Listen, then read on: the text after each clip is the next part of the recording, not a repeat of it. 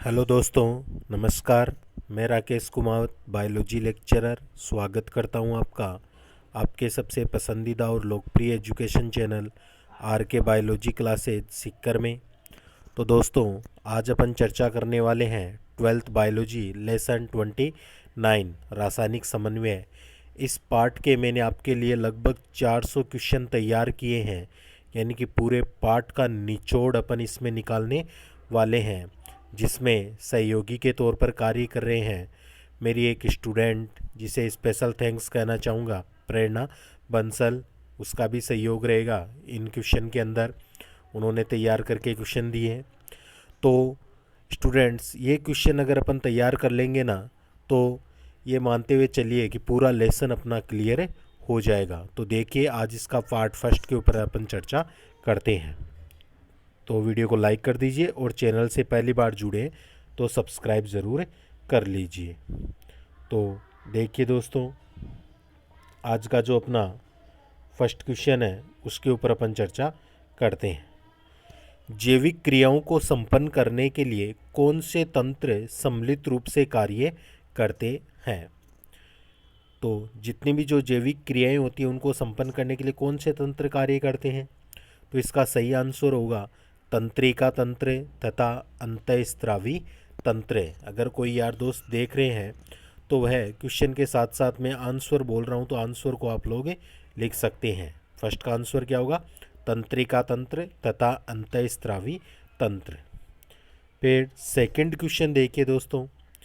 Second है, तंत्रिका तंत्र तथा अंतःस्रावी तंत्र के सम्मिलित अध्ययन को क्या कहते हैं? तो इस क्वेश्चन का आंसर होगा न्यूरो एंडोक्राइनोलॉजी। न्यूरो एंडोक्राइनोलॉजी कहा जाता है। थर्ड क्वेश्चन देखिए, मानव शरीर में कितने प्रकार की ग्रंथियां पाई जाती है? तो मानव शरीर में मुख्य रूप से 3 प्रकार की जो ग्रंथियां होती है दोस्तों, वह पाई जाती है। एक होती है बहिस्त्रावी ग्रंथि, जो एंजाइम का स्त्राव करती है। एक होती है अंतःस्रावी ग्रंथि, जो हार्मोन का स्त्राव करती है। और एक ग्रंथि जो हार्मोन और एंजाइम दोनों का स्त्राव करती है, जिसे मिश्रित ग्रंथि कहते हैं। तो ऐसे 3 प्रकार की ग्रंथियां पाई जाती हैं। क्वेश्चन नंबर देखिए, चौथा क्वेश्चन, बहिस्त्रावी ग्रंथियां किसे कहते हैं? काफ़ी इम्पोर्टेंट क्वेश्चन है। तो दोस्तों, जो ग्रंथियां अपने स्त्राव को नलिकाओं के द्वारा शरीर के विभिन्न भागों तक पहुंचाती है, उन्हें बहिस्त्रावी ग्रंथियां कहते हैं। यानी कि ये नलिका युक्त ग्रंथियां होती है। इनके स्त्राव को अंगों तक पहुंचाने के लिए नलिकाओं की आवश्यकता होती है, और इनसे स्त्रावित जो पदार्थ होता है उसे अपन क्या कहते हैं? एंजाइम के नाम से जानते हैं। अगला क्वेश्चन देखिए, 5 नंबर, नलिका युक्त ग्रंथियां किन्हें कहते हैं? तो अभी अपन ने एक चर्चा की थी, नलिका युक्त जो ग्रंथियां होती है वे कौन सी होती है? बहिस्त्रावी ग्रंथियां होती है। इन्हें नलिका युक्त इसलिए कहते हैं क्योंकि इनके स्त्राव को नलिकाओं द्वारा शरीर के विभिन्न भागों तक पहुंचाया जाता है। 6 नंबर क्वेश्चन, बहिस्त्रावी ग्रंथियों द्वारा स्त्रावित पदार्थ को क्या कहते हैं? तो बहिस्त्रावी ग्रंथियों द्वारा जो स्त्रावित पदार्थ होता है दोस्तों, उसे कहा जाता है एंजाइम कहते हैं। एंजाइम के नाम से जानते हैं। 7 नंबर क्वेश्चन, बहिस्त्रावी ग्रंथियों के कोई 2 उदाहरण बताइए। तो एक तो होती है यकृत ग्रंथि, और एक अपन देखें तो मुख्य रूप से लार ग्रंथि। ये बहिस्त्रावी ग्रंथियों के उदाहरण माने जाते हैं। अगला क्वेश्चन देखिए, 8 नंबर, अंतःस्रावी ग्रंथि किसे कहते हैं?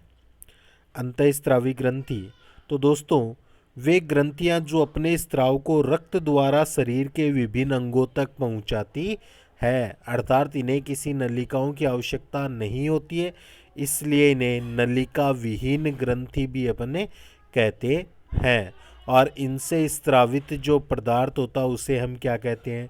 हार्मोन के नाम से जानते हैं। अगला क्वेश्चन, नलिका विहीन ग्रंथियां किसे कहते हैं? तो अभी अपन ने चर्चा की थी, अंतःस्त्रावी जो ग्रंथियां होती हैं उन्हें क्या कहते हैं? नलिका विहीन ग्रंथियां कहते हैं। दोस्तों क्वेश्चन इस प्रकार से तैयार किए गए हैं कि चाहे कैसे भी पूछा जाए आपका बिल्कुल भी गलत नहीं होगा, बिल्कुल सही आंसर आपको दिए जा रहे हैं। पूरे पाठ का निचोड़ यहाँ पर निकाला जाएगा। अगला क्वेश्चन देखिए, अंतःस्त्रावी ग्रंथियों द्वारा स्त्रावित पदार्थ को क्या कहते हैं? तो अंतःस्त्रावी ग्रंथियों से जो स्त्रावित पदार्थ होता है ना दोस्तों, उसे कहा जाता है हार्मोन कहते हैं। अगला क्वेश्चन देखिए 11 नंबर का क्वेश्चन, अंतःस्त्रावी ग्रंथियों के कोई 2 उदाहरण दीजिए। अंतःस्त्रावी ग्रंथियां, तो देखिए दोस्तों अंतःस्त्रावी जो ग्रंथियां होती हैं उनके उदाहरण अपन दे सकते हैं। पीयूष ग्रंथि होती है, थायराइड ग्रंथि होती है, इसके अलावा हाइपोथैलेमस अपन कहते हैं, पीनियल काय होती है, अधिवृक्क ग्रंथि होती है, पैराथायराइड होती है, थाइमस ग्रंथि होती है, इसके अलावा एड्रिनल ग्रंथि, वृषण, अंडाशय, ये सभी अंतःस्त्रावी ग्रंथियां होती हैं।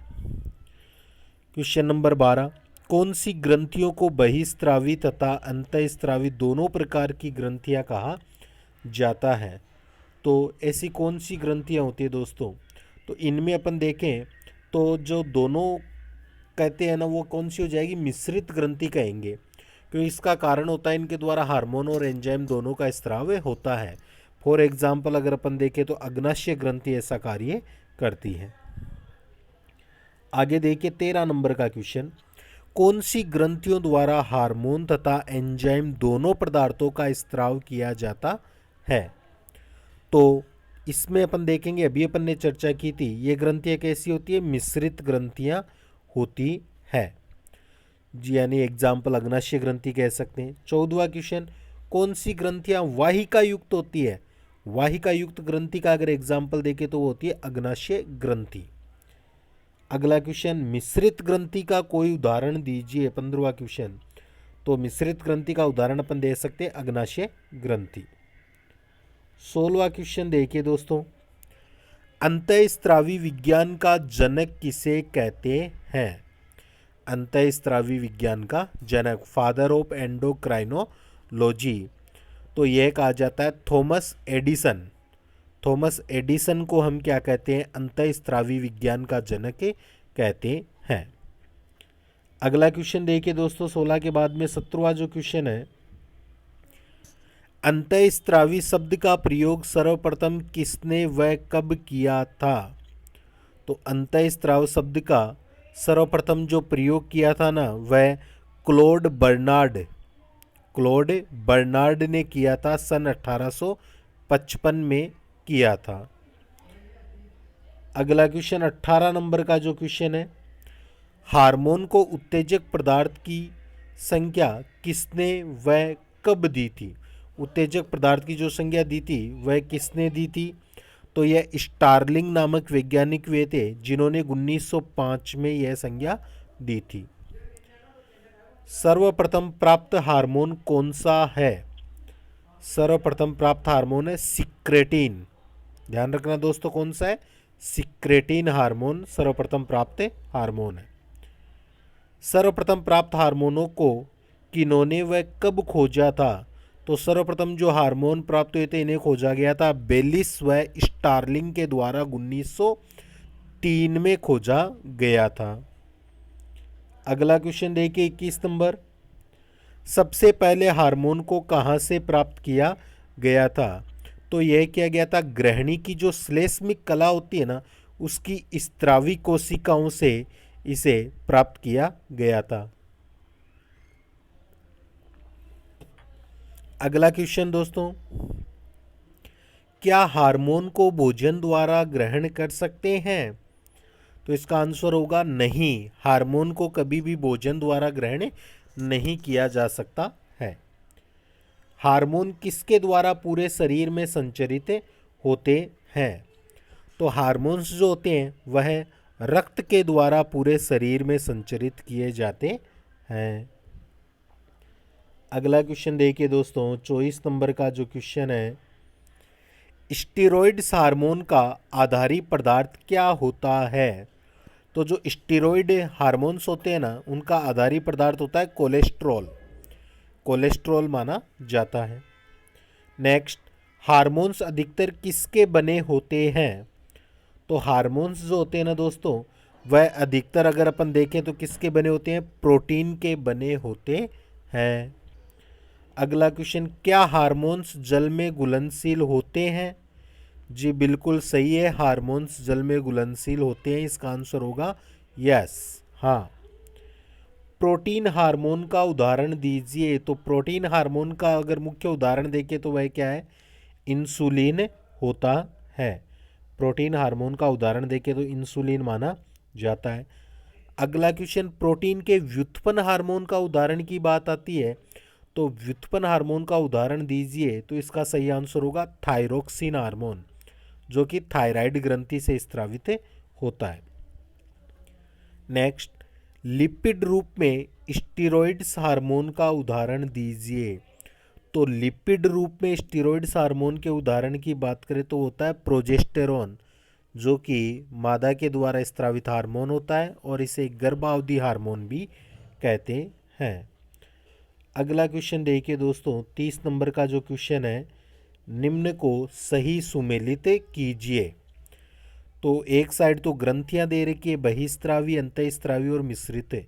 एक साइड उनकी नलिका युक्त, नलिका विहीन या वाहिका युक्त ग्रंथियां, ये अपने को मिलान करना है। तो देखिए, बहिस्त्रावी जो ग्रंथियां होती है दोस्तों, वह कैसी होगी? बहिस्त्रावी ग्रंथियां अपने को पता है ये होती है नलिका युक्त होती है, नलिका युक्त होती है बहिस्त्रावी ग्रंथियां। अंतःस्त्रावी जो ग्रंथियां होती है वह नलिका विहीन ग्रंथियां होती है, और मिश्रित जो ग्रंथियां होती है वह कैसी होती है? वाहिका युक्त ग्रंथियां होती है। तो ऐसे अपन तैयार कर सकते हैं। तो दोस्तों, आप तो वीडियो के साथ बने रहिए, अंत तक देखते रहिए। मैं कहता हूँ गारंटी से आपका ये पार्ट पूरा क्लियर होने वाला है। तो अगला क्वेश्चन देखिए फिर, न्यूरो एंडोक्राइनोलॉजी में किसका अध्ययन किया जाता है? न्यूरो एंडोक्राइनोलॉजी में सोचिए किसका अध्ययन करते हैं? तो दोस्तों, इसमें अध्ययन किया जाता है तंत्रिका तंत्र तथा अंतःस्त्रावी तंत्र का अध्ययन किया जाता है। अगला क्वेश्चन देखिए, हाइपोथैलेमस कहाँ पाया जाता है? 32 नंबर का क्वेश्चन है, हाइपोथैलेमस। तो यह पाया जाता है अग्र मस्तिष्क के डाइएनसीफेलोन भाग में, अग्र मस्तिष्क के डाइएनसीफेलोन। अगला क्वेश्चन, हाइपोथैलेमस किसका निर्माण करता है? तो हाइपोथैलेमस जो होता है ना, वह डाइएनसीफेलोन की गुहा, डायोसील या तृतीय निलय के फर्श का निर्माण करता है। दोबारा रिपीट कर रहा हूँ कि हाइपोथैलेमस जो होता है ना, वह डाइएनसीफेलोन की गुहा, डायोसील या तृतीय निलय के फर्श का निर्माण करता है। अगला क्वेश्चन, हाइपोथैलेमिक केंद्र किसे कहते हैं? तो हाइपोथैलेमस में दूसर द्रव्य के अनेक क्षेत्रों को क्या कहा जाता है? हाइपोथैलेमिक केंद्र कहते हैं। नेक्स्ट, कौन से क्षेत्र विशेष मोचक हार्मोन्स का संश्लेषण करते हैं? तो विशेष मोचक हार्मोन्स का संश्लेषण जो करते हैं वो होते हैं दूसर द्रव्य के क्षेत्र होते हैं। 36 नंबर देखिए, मोचक हार्मोन हाइपोथैलेमस ग्रंथि से निकलकर किस ग्रंथि को विभिन्न हार्मोन स्रावित करने हेतु उद्दीपित करते हैं? 36वें क्वेश्चन की अपन चर्चा यहाँ पर कर रहे हैं। तो मोचक हार्मोन हाइपोथैलेमस ग्रंथि से निकलकर किस ग्रंथि को विभिन्न हार्मोन स्रावित करने हेतु उद्दीपित करते हैं? तो इसका आंसर होगा पीयूष ग्रंथि। कौन सा आंसर होगा दोस्तों? पीयूष ग्रंथि, जो कि सबसे छोटी अंतःस्रावी ग्रंथि होती है। अगला क्वेश्चन देखिए 37 नंबर, पीयूष ग्रंथि किसके द्वारा हाइपोथैलेमस से जुड़ी रहती है? पीयूष ग्रंथि किसके द्वारा हाइपोथैलेमस से जुड़ी रहती है? तो पीयूष ग्रंथि जो होती है उन्होंने एक वृंत सदृश्य इनफंडीबुलम द्वारा जुड़ी हुई रहती है। किसके द्वारा जुड़ी रहती है दोस्तों? एक वृंत सदृश्य इनफंडीबुलम द्वारा हाइपोथैलेमस से जुड़ी रहती है। 38 क्वेश्चन, हाइपोथैलेमस द्वारा स्त्रावित हार्मोन का नाम लिखिए। तो हाइपोथैलेमस के द्वारा स्त्रावित होने वाले जो हार्मोन होते हैं ना दोस्तों, दो प्रकार के होते हैं। एक तो होता है मोचक हार्मोन और एक होता है निरोधी हार्मोन। मोचक हार्मोन शरीर की वृद्धि के लिए जिम्मेदार होता है और निरोधी हार्मोन शरीर की वृद्धि को रोकने का कार्य करता है। अगला क्वेश्चन देखिए 39 नंबर, अंतःस्त्रावी नियमन का सर्वोच्च कमांडर किसे कहते हैं? दोस्तों ये क्वेश्चन लगभग अपने गलत होने की संभावना रहती है, क्योंकि अपन ने पढ़ा है पीयूष ग्रंथि को अपन क्या कहते हैं? मास्टर ग्रंथि कहते हैं। इसलिए अपन इसका आंसर क्या कर देते हैं? सर्वोच्च कमांडर आते ही पीयूष कर देते हैं। लेकिन ध्यान रखिए, पीयूष ग्रंथि को भी कंट्रोल कौन करता है? हाइपोथैलेमस करता है। इसलिए सर्वोच्च कमांडर किसे कहते हैं? हाइपोथैलेमस को कहा जाता है। तो ध्यान रखना, जब अंतःस्त्रावी तंत्र का सर्वोच्च कमांडर पूछा जाए तो आंसर अपना हाइपोथैलेमस जाएगा। अगला क्वेश्चन 40 नंबर, प्रधान ग्रंथि का नियंत्रक किसे कहते हैं? प्रधान ग्रंथि अपन कहते हैं पीयूष ग्रंथि को, तो उसका नियंत्रक किसे कहते हैं? Master of master gland, master ग्रंथि पीयूष, तो पीयूष का भी मास्टर ग्रंथि कौन सा हो जाएगा? हाइपोथैलेमस, जो पीयूष से स्त्रावित हार्मोन को कंट्रोल करने का कार्य करता है। इसलिए मास्टर ऑफ मास्टर ग्लैंड कौन सी ग्रंथि होती है? हाइपोथैलेमस से होती है। 41, मोचक व निरोधी हार्मोन द्वारा किस ग्रंथि के हार्मोन का उत्पादन व स्त्रवण नियंत्रण करते हैं? तो यह करते हैं पीयूष ग्रंथि। इसका आंसर हो जाएगा पीयूष ग्रंथि। अगला क्वेश्चन 42 नंबर का,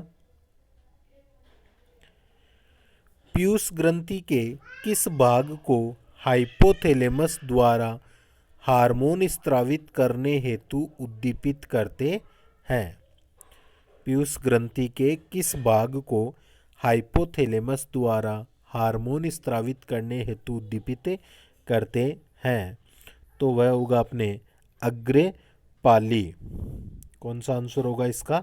अग्रे पाली।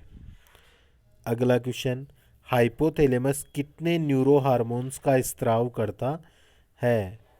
कितने न्यूरो हार्मोन्स का? तो 10 प्रकार के अपन कह सकते हैं न्यूरो हार्मोन्स का स्त्राव किया जाता है।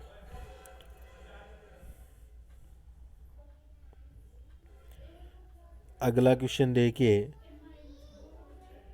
मोचक हार्मोन तथा निरोधी हार्मोन किस ग्रंथि द्वारा स्त्रावित होते हैं? तो ये होते हैं हाइपोथैलेमस के द्वारा। GHRH की फुल फॉर्म क्या है? GHRH, तो ये होता है ग्रोथ हार्मोन रिलीजिंग हार्मोन, जिसे हिंदी में कहते हैं वृद्धि हार्मोन मोचक hormone, growth hormone releasing hormone. अगला क्वेश्चन देखिए, GHRH का प्रमुख कार्य क्या होता है? तो GHRH जो हार्मोन होता है, जिसे ग्रोथ हार्मोन रिलीजिंग हार्मोन कहते हैं, उसका जो कार्य है ना दोस्तों, वो होता है वृद्धि हार्मोन स्त्रवण को प्रेरित करना, अर्थात वृद्धि हार्मोन स्त्रवण का प्रेरण करना। ये GHRH का प्रमुख कार्य होता है। फिर GHIH की फुल फॉर्म बताइए।